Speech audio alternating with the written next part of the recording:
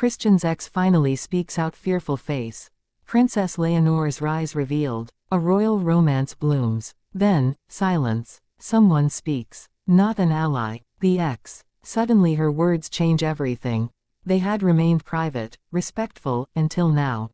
The former partner of Prince Christian has broken her silence. In doing so, she shed light not just on her past, but on the forces shaping Princess Leonor's ascent. Her statement rippled through royal circles. It reopens old wounds. It reframes alliances. It threatens to rewrite narratives. We begin with what she said, publicly, for the first time, a measured but pointed commentary about loyalty, timing, and perception. She spoke of love lost, but also of being sidelined. She said Christian changed. She called attention to what she believed the public did not see, the vulnerability behind royal facades. Her words were gentle in tone but sharp in implication. The world leaned in. But why speak now? What was held back until this moment? The answer lies in the shifting balance of power between Leonor and Christian, the influence of royal advisors, and perhaps a sense that Leonor's rise had reached a tipping point she could no longer ignore. Let us step back to the early years of Christian's life.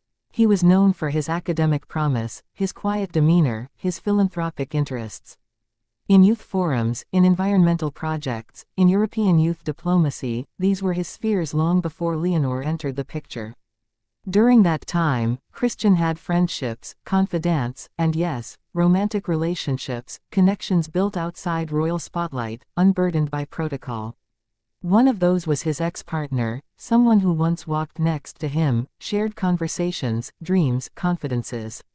The two were never public about it, but insiders knew. They traveled in the same circles, supported some of the same causes, shared mutual acquaintances. Some believed she would remain a gentle footnote in his life's story.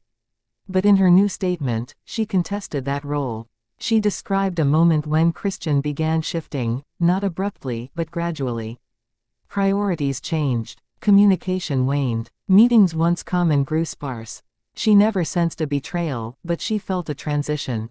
She asked questions. She sought clarity. But royal distance, family demands, emerging pressure swallowed the answers.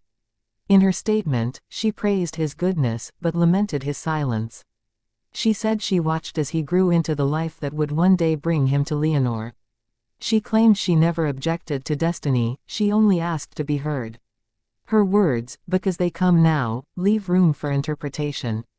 Are they sorrow, vindication, warning? All three. Her speaking out now is significant.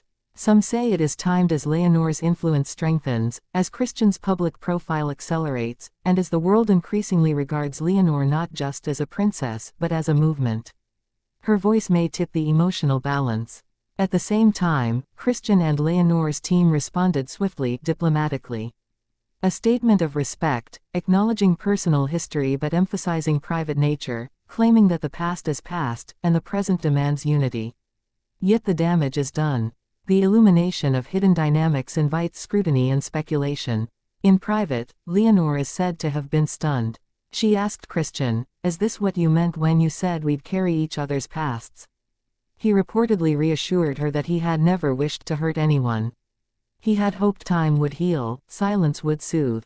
But the ex's voice broke that silence on her terms. Royal advisors scrambled. Media teams convened. Some counsel pressed for full transparency, others urged discretion. Conversations behind closed palace doors pivoted to optics, to narrative control, to reputational risk. The tension between personal truth and public image sharpened. What really changes when an ex speaks? For Christian, the spotlight shifts. He must navigate old ties, new loyalty, and the public's eyes, now alert to his emotional history. For Leonor, the impact is more delicate. How does she react? With empathy, with distance, with authority. Her response will signal more than grace, it will signal strength. Public reactions vary. Some express sympathy for the ex, seeing in her statement courage. Others rally for Leonor, believing she is unfairly impacted. Some see this as a royal drama storyline, others see an overdue airing of human reality behind the crowns.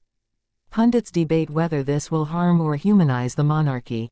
In Spain, media outlets explore the interplay of love and duty, the cost of royal life.